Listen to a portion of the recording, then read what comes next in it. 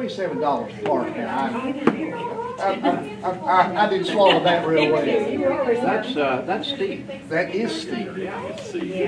Yeah, we had some. And you said they're in They're in Yeah, it's in that same. Oh, folder. Perfect. Yeah. Yes, sir. Good morning. There'll be about 60 to 70 of us down there. Good, how are you? Good to see you. Thank you. How are you today? Hi, thanks. How are you? Doing very well. Yes, how you doing? How have you been? Well, Good. oh yeah, I'm always ready for turkey. Is that coffee over here? Yes, Yes. coffee and water and snacks. I got your glasses. How you doing? We've been rushing from meeting to meeting, so I apologize. It's okay. We're still waiting on a couple of folks to show up, so.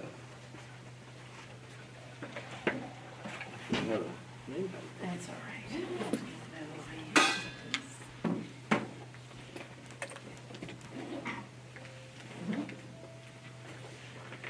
I'd say it'll take longer for them to get here for us to wait on them than it will for the meeting to happen. Well, we don't have much today.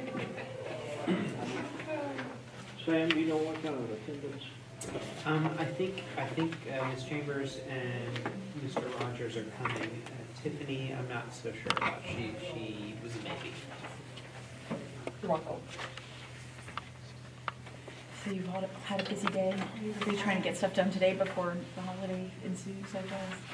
It's the way it is every week for us, though. It's, This wasn't any busier than normal. Oh, There's just no. fewer days in the week. yeah. I went in this morning, we have our executive staff meeting on Mondays at 10. And I went in and I have my to-do list, that I keep. And I went in today and we hadn't had one for 2 weeks, and so mine was almost an hour's worth of to-do list of what we were working on. And I got done and everybody, seemed like everybody just sighed all at once, like took their deep breath. You're coming up on a year Yes, soon, right? 11 months right now. Yeah, yeah. It's Any exciting. surprises since you've taken the role? No, I mean, I think if I could say this as a surprise, it would be how easy it is to see progress when you're focused on something. What kind of loans do you And, have for you know, farmers? people Which can be hard to do, the focus part, Yes. because you get Right. just pulled in a lot of directions. But I tell you what I found is that the employees of the Department of Agriculture are second to none. I mean, we've got some amazing people that are there, married, non-married, everybody, Yeah. federal, time limited, all the things, everybody that's there. I don't know that we've got a dud in the bunch that I've dealt with. I mean, everybody seems like they're working on their priorities and they're pushing the agenda forward. And you can tell from the state being out in it that there's been a change in attitude in some, and it's been really good. Good. Talking to the producers, people, I mean, it's the craziest thing, the people that we regulate So do and they apply inspect through and find FSA are the office? people who I hear the most compliments from. That's great, so it just, Well, you think about, I mean, Kentucky Fish and Wildlife, they regulate Keep that in mind. hunters, but hunters love fish and wildlife. right, You know, because if you're doing it right, you're supporting Yep. what they do and what they love.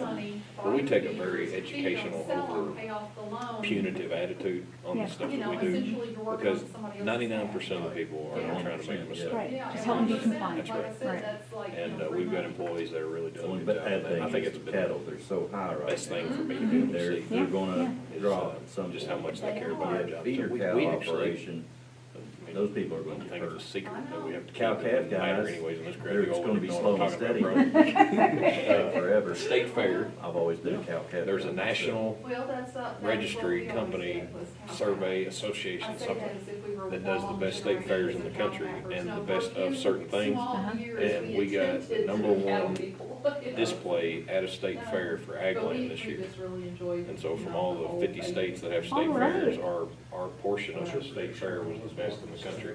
Wow. And it's because our employees are there every day, they're working in, I'd say we had 30 employees or Like, more a you're not day. telling the full story. So Commissioner completely overhauled The feds are Agland. making So his vision, he came in and said, I want it to be like this, this, and this. Inflation, that'll be- And he had the courage to just let people do it. Set the I'm not a vision. micromanager at all. Yeah.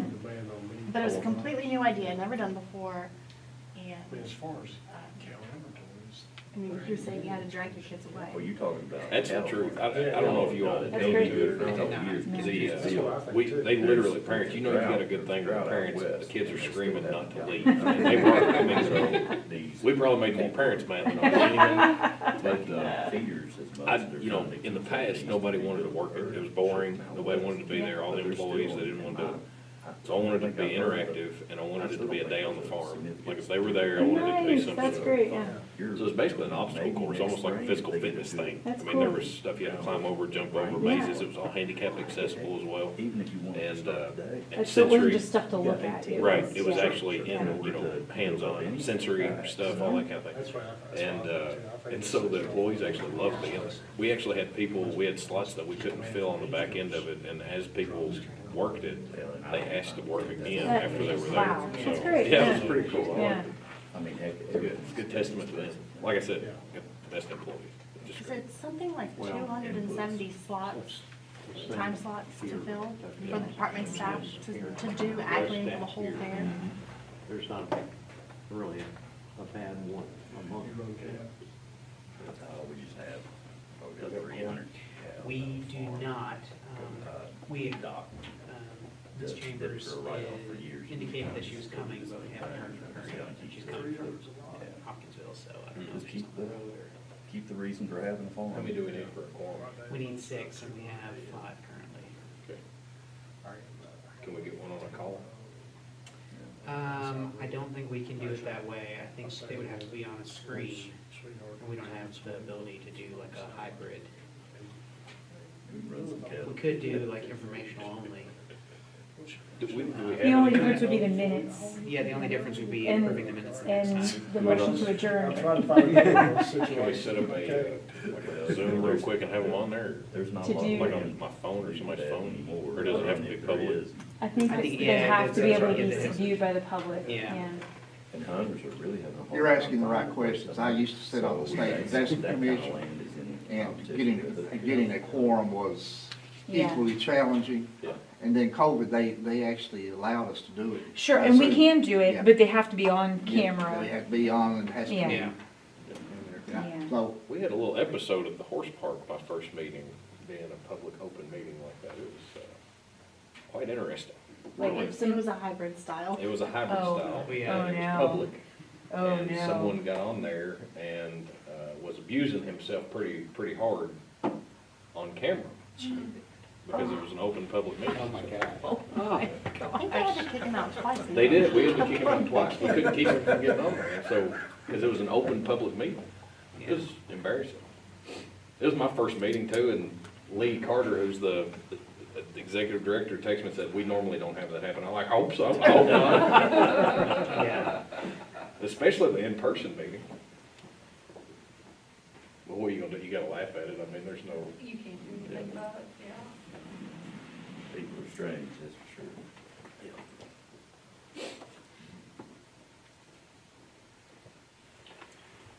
Can we, check on Sam by calling? I just did, she did it. She did not answer. Okay. Well, we can go ahead and get started information on that. If we get a quorum, then we can ask for the minutes to be voted upon once we get the quorum. That way we can get everybody out here on time, in a timely fashion. And so, do I need to call meeting to order? How do we? Yeah, you can still call it to order. All right, I'll call the meeting to order and welcome everybody to the Rural Housing Trust Fund Advisory Committee meeting for our last meeting of the year. And we do not have a quorum, so this is going to be information only. Do we need to confirm the press release? We did notify the press. Okay. And if we, I don't know that we need introductions. Everybody in here has been on here, right? I'll introduce Heather, my general counsel. She's been here before with me. Everybody else, I think, knows anybody, or anybody want to do an introduction of any kind? We're good? All right.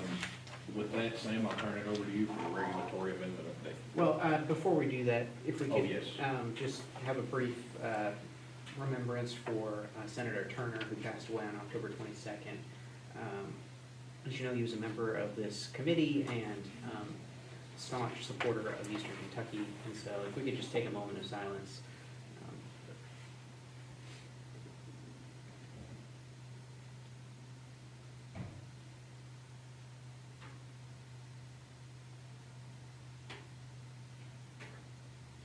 Thank you. And you have a copy of his obituary. Let's read it. Thank you, sir.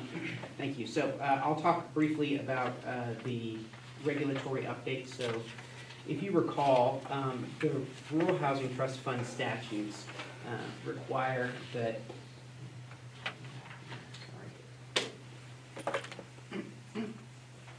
the Rural Housing Trust Fund statutes require that KHC promulgate regulations to establish the criteria for ranking the applications that we receive for this funding.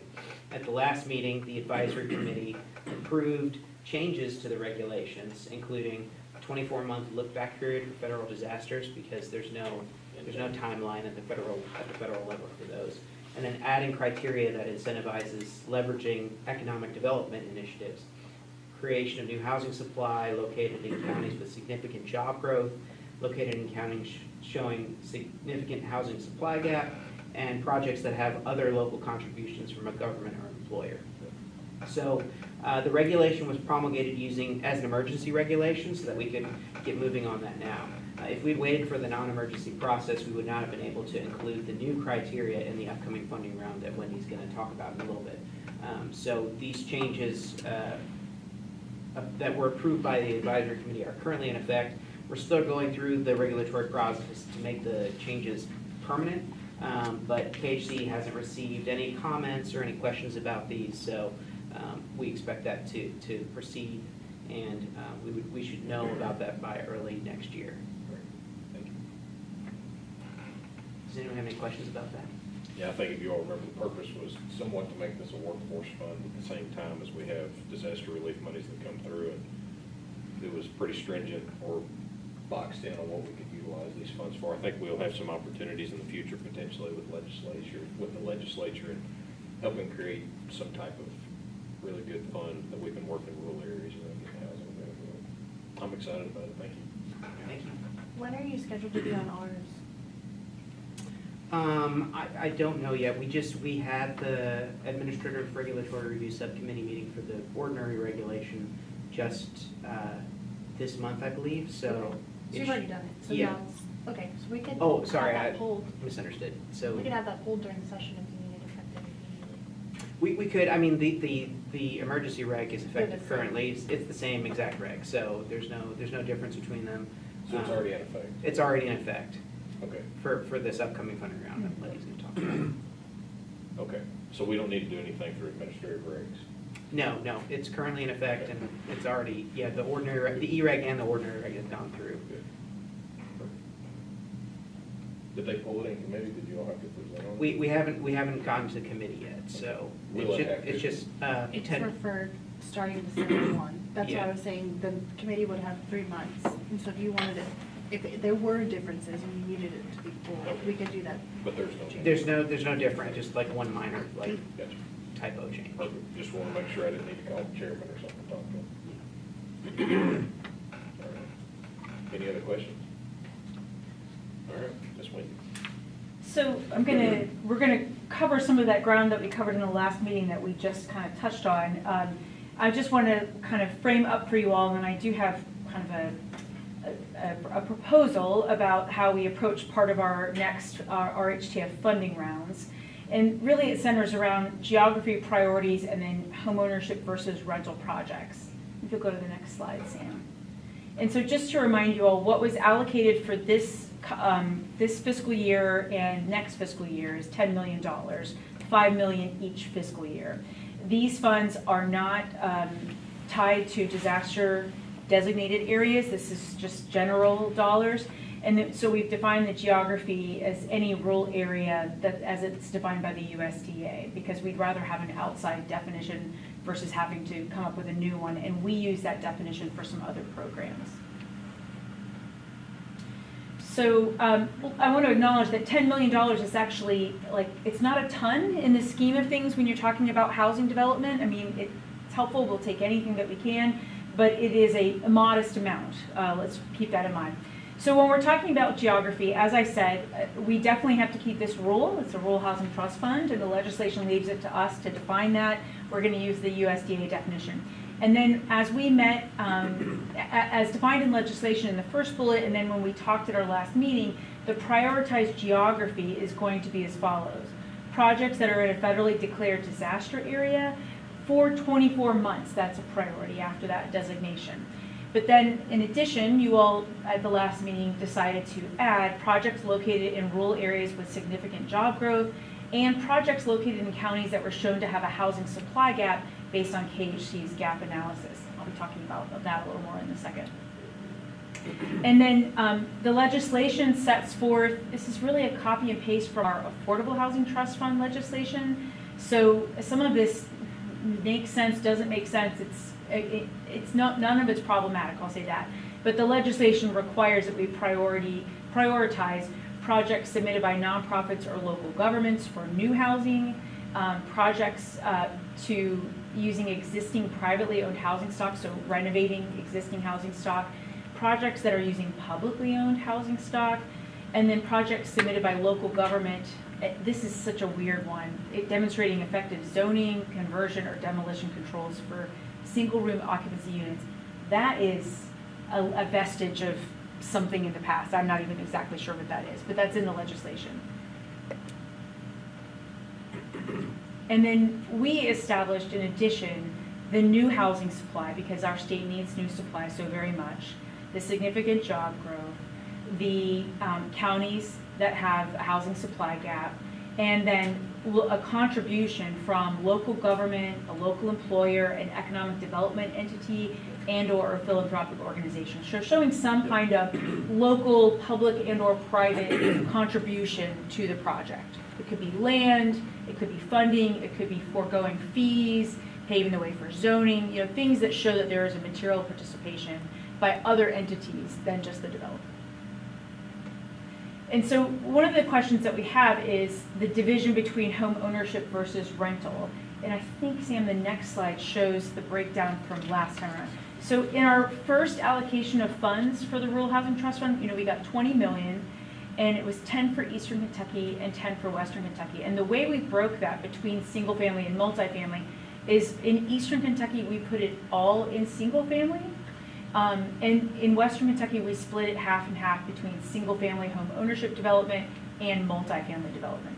The reasoning behind this is multifold. One, Eastern Kentucky simply doesn't have as much rental development and not as much of a kind of a mechanism for making that happen. But also in East Kentucky, folks didn't have flood insurance, and they are not going to be able to get their homes rebuilt without, disaster recovery funds through DLG and this and FEMA. In Western Kentucky with the tornadoes, a tornado is covered by your homeowner's insurance, and there was far more coverage of homeowners insurance for homeowners, and they lost a lot of rental housing in West Kentucky. So we really felt like it was important to break that into two. That's how we broke it out last time, when we had a maximum award per applicant of $2.5 million. What I would like to propose this time around is that we very soon, we go ahead and put $5 million out for single-family homes, and then early next year, we put $5 million out for rental, even though that's the next fiscal year. Those projects take so long that by the time that money is in our coffers, the project might actually be ready to use it. That way we are getting the pipeline going and front-loading that for projects. So that's what I would propose to do, is kind of split it 5 and 5, but all of this year's fiscal year goes into single family, all of next year's goes into multifamily, but we put them out pretty close together. We'll make it very clear to applicants they won't have access to that multifamily $5 million RHTF until the next fiscal year hits, because we don't get those funds until then. That's not usually a problem. Those projects take a long time to get all their ducks in a row for a multifamily project. Sam, let's look at the next slide, because I can't remember what it is. Oh, just to remind you all where we put the dollars from our last funding round. These are the single family awards. So we had a big range of Eastern Kentucky partners, and then 2 Western Kentucky projects that got Rural Housing Trust Fund funding for single family. And then if you go to the next slide. Okay. Yeah. I was looking at the number of houses. and please note, some have an estimated homes repaired, estimated new construction. We have allowed the dollars to be fungible because in some cases they will think they're going to repair somebody's home and it's going to have to be rebuilt. So while these are the projected numbers, there could be some fungibility between repair and rebuild or just new construction. And then this is in May, so after this committee met the last time, we made awards of Rural Housing Trust funds to 3 projects in West Kentucky for multifamily development. And these are all being developed by a developer called Wallbuck, which is out of Western Kentucky, very active. And so it's 2 sizable elderly projects for smaller communities, and then 32 family units. These are both in Hawkins and Graves. This was part of an overall announcement that we made where we paired some bond financing, $16 million of our GAP subsidy, and then the Department for Local Government ended up $58 million in CDBG disaster recovery, and we funded the development of over 950 new rental units in West Kentucky. It's the biggest single announcement we've ever made. So RHTF played a key part of that, but there were lots of other funds layered together. Yeah, I remember you all announcing that. It's the earlier first time in the we've year, ever right? done a partnership like that with DLG. We're hopeful that it's a You announced that back in like June, didn't you? June or May, I can't remember, but yes, sometime around then, I yeah. remember that back in the. Yeah. It's, I mean, to get almost 1,000 units Yeah, is it's just, great. it's really, really a big deal. Particularly for some of the, like Mayfield, the city of Mayfield is getting like 120 units, and their mayor was at the announcement, and she started to tear up because it's just going to allow a lot of people to stay or come back to her town, So I'm just sharing with these so you guys can get a sense of kind of the size. A lot of these have tax credits and bonds in them. They're very, big projects. With Wallbuck, they applied what we call portfolio, where we invite them to bring us many projects together and apply for the financing together so that we could get more units in multiple counties. We're really proud of that. So When do you expect them to be occupiable? I would say probably 18 to 24 months. Okay. Yeah. Tax credits usually have to be placed in service in 24 months. Okay. So don't quote me exactly on that, but it's going to be roughly that long. Okay. Yeah. Some of it is the bond financing and that stuff. It's not just about the construction. It's all the other things that have to come into place to get to go. So it could be Christmas next year. Maybe. Yeah. Yeah. But just to be able to say that these are coming back is a big deal. And then Warren County, the Bowling Green area, got like 600 units of this announcement. And that is a big deal because of all of the jobs in and around that region. So what I wanted to pitch with you all was this idea of we go ahead and very quickly in the next 5 months get all of the next $10 million committed through competitive rounds, and we go ahead and put $5 million in single family now with this fiscal year's money, and then next fiscal year's we go ahead, we call it kind of forward allocating. We make it very clear it's not available until we get the funds, but we go ahead and get it committed, to projects, because the more you can take away variables and question marks, the quicker you can get housing done, and we just need housing anywhere we can get it built in rural Kentucky. So that was just up for your all's kind of feedback consideration. So is there more of a need for elderly housing in these areas? There is there is a need for everything, Yeah. I have to say. I mean, there's a need for single-family home ownership, there's a need for rental for families, but there are very few places, if an elder wants to move out of their home into an affordable apartment, low maintenance, low cost, there's not a lot of options in these rural communities for them to go to. I kind of hate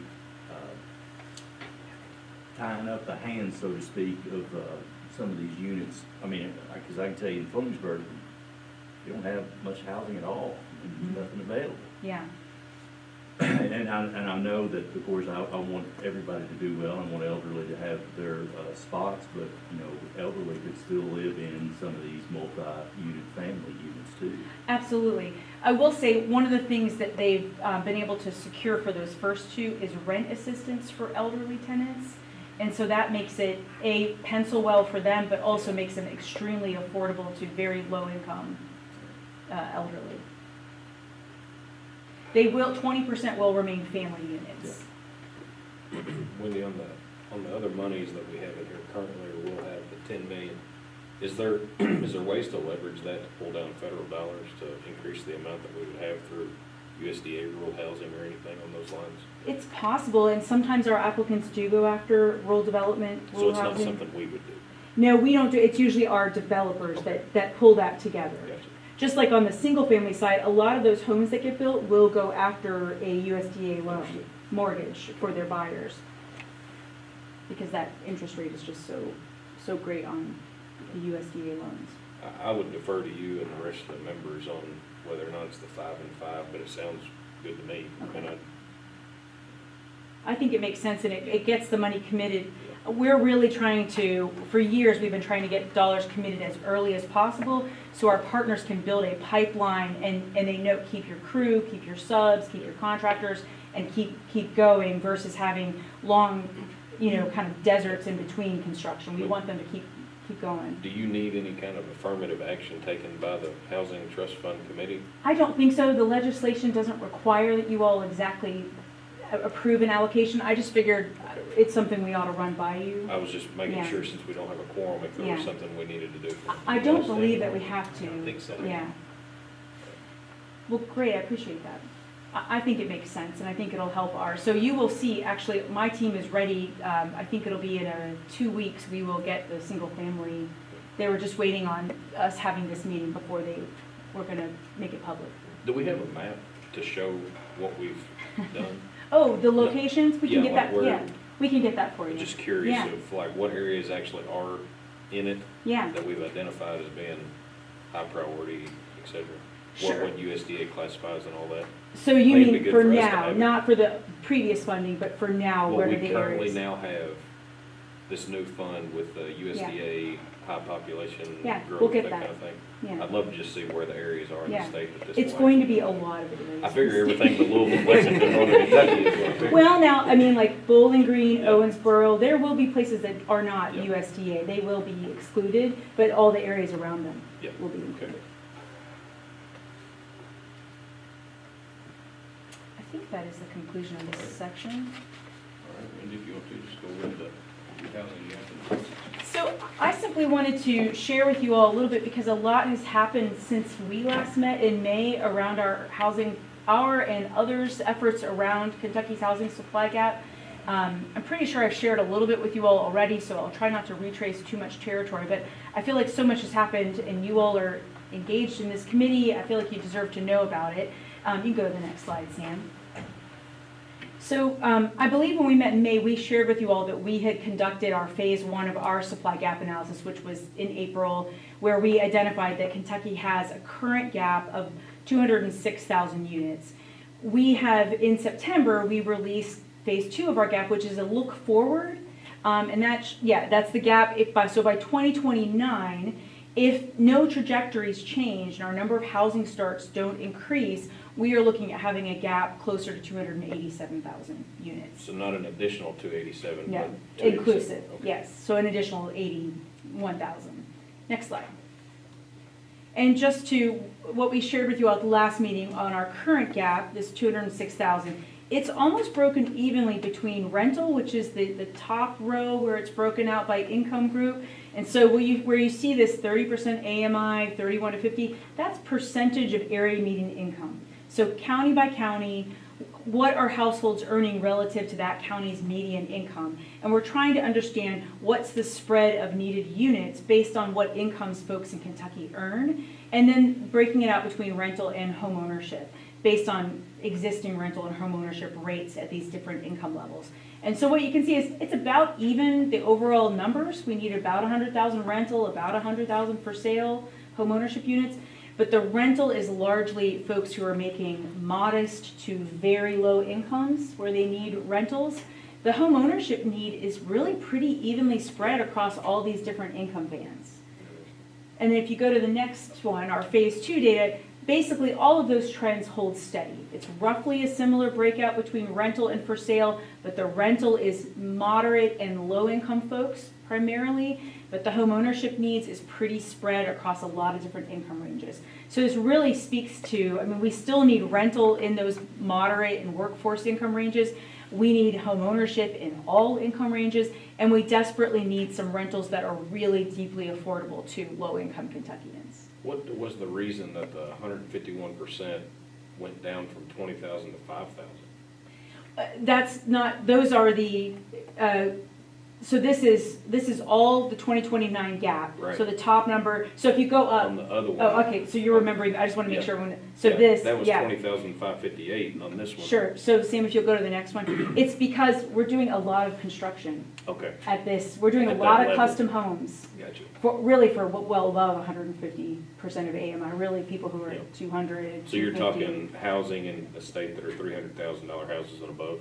or even higher now. Yeah, I mean, median home price in most counties is 200 to 250. It's very hard to find much supply that is under that. I was just curious, that was a big shock, Yes, big difference right. in the two It's numbers. we just don't project that there's going to be a gap in that in years to come, because that is where most construction is concentrated right now. Next slide. So I'm not going to go over this in detail. I just want to remind you all that basically we have a gap in almost every single county. I'm pretty sure every county has some number. This is the overall rental and housing combined. What I'm wanting to get across is this is sheer numbers, so it's not going to surprise you all that Louisville and Lexington, Jefferson and Fayette and Northern Kentucky are really lit up. You can see the I-65 corridors got a little bit going on. When we then take it, next slide, as a share of the housing in that county, so it's the gap as a percentage of the housing in the county, what you can see is many rural areas have a really significant gap, even if their overall numbers don't appear big compared to our cities. Our rural areas are really, really struggling to have enough housing to meet the demand that's in their county. And this is all available on our website, the raw data, the full reports, webinars, whatever you all want. So if you want a closer look, we can send you this PowerPoint, and we can also get you links to any of the detailed data.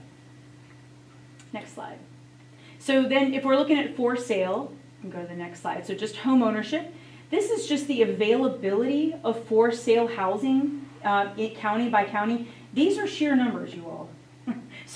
So in some counties, it's 34 houses are for sale. Like, it's such a small number. Now this does not include what's up for auction, which in my county, a lot of houses sell at auction. So it's not a perfect number, but our analysts found that the availability rate of home ownership houses in Kentucky is 0.5%.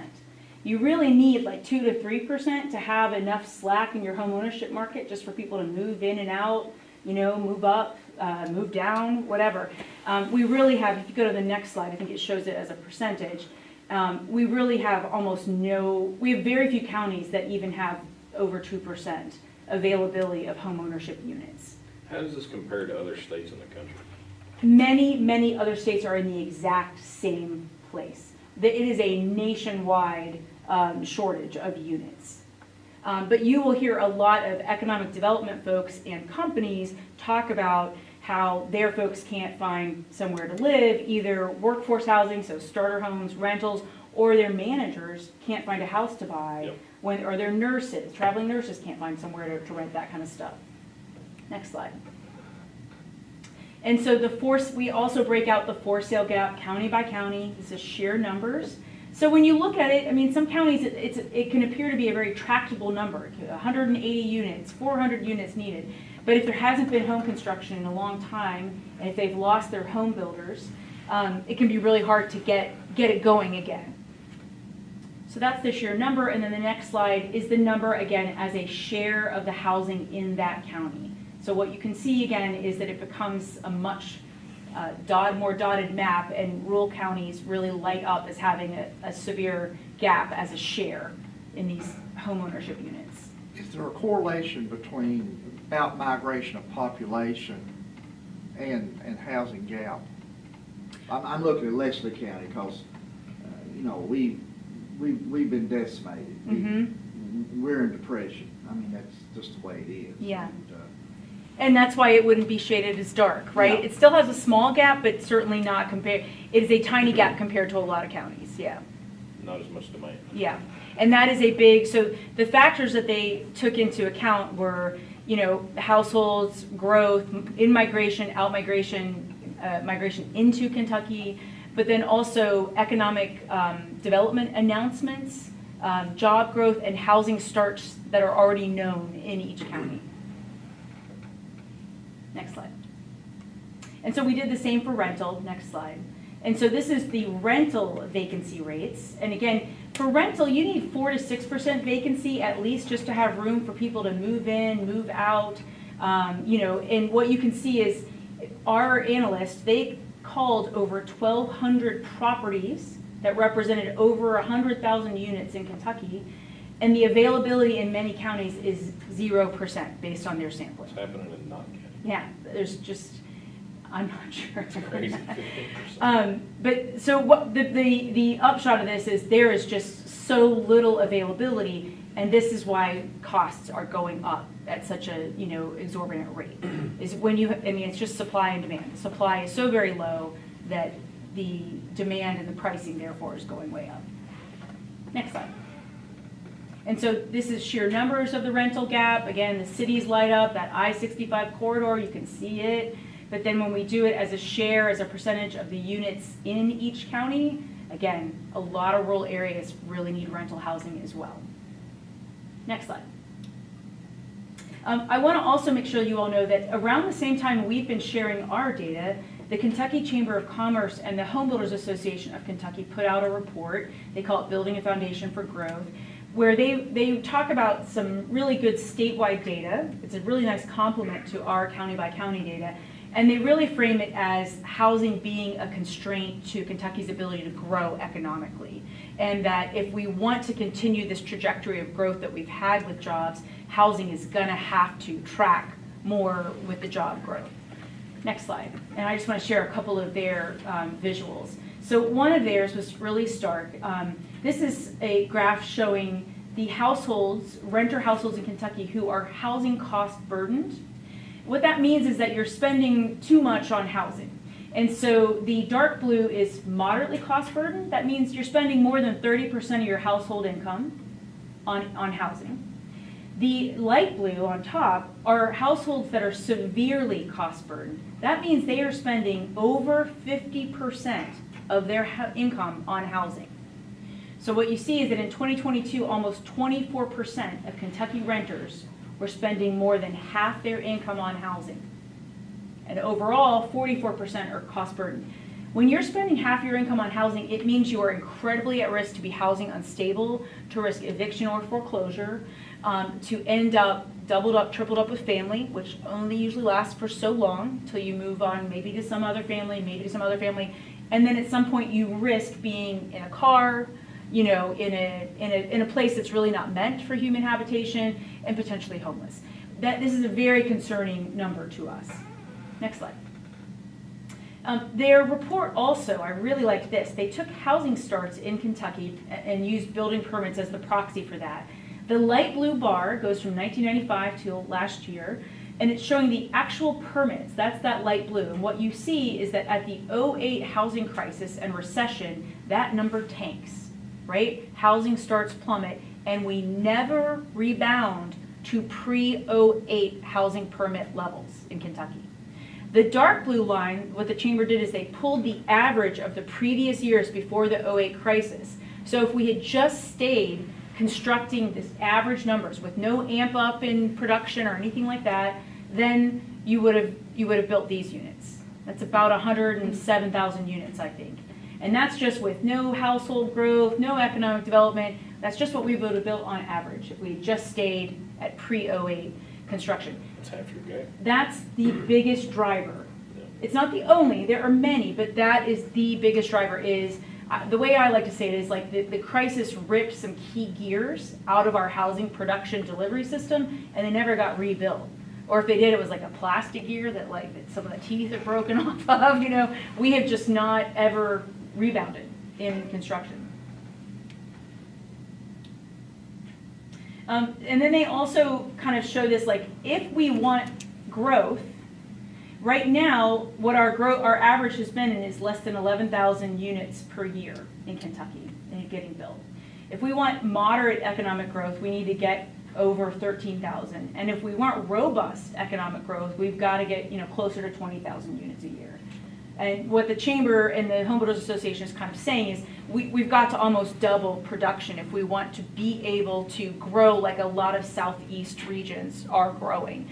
And a lot of them are growing because they're able to add housing.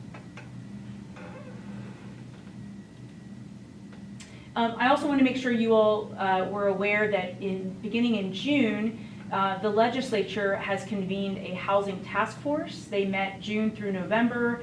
We presented at 2 of their meetings about this gap analysis and then also at what other states are doing to boost their housing supply. And when I talk about housing supply, I'm not just talking about affordable housing. This committee has kind of been focused on workforce housing, middle income housing, starter homes. They put out a report last week or the week before. A lot of different groups have presented to them and brought recommendations. It's going to be interesting to see what, if anything, comes from this. Next slide. So that's all I had. I just kind of wanted you all, because so much has happened since we last met, I just felt like you all deserve like a quick update.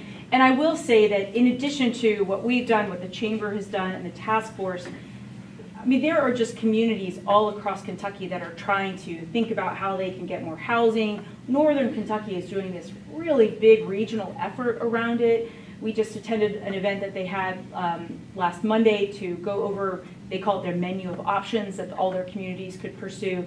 It just seems like it's almost in the water right now. So many different areas are trying to think about how to come at this. And we've done some version of this presentation to anybody who would have us, the Kentucky League of Cities, KCO, realtors, bankers, anybody who wants to hear about it. A lot of economic development groups. And I just thought you all would want to kind of be read into a lot of what's happened since we last met.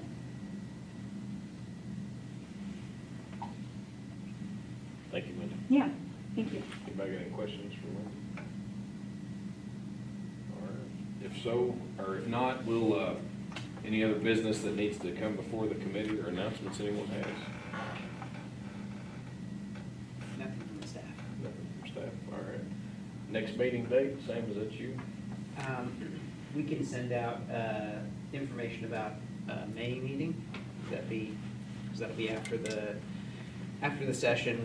We'll know, whether there have been any housing initiatives to come from that. Last session was the budget session, so I don't expect there to be any new appropriations to the Rural Housing Trust Fund, but you never know. And when did, as you all are looking at the session, if there's things that you need my office to help with from an advocacy standpoint, please reach out to Heather or myself. Okay. We'll do that. All right, with that, I'll take a motion to adjourn. So moved. We got a second? All those in favor, stand up. Quick and easy. We'll take all the money for housing. Anything you can get.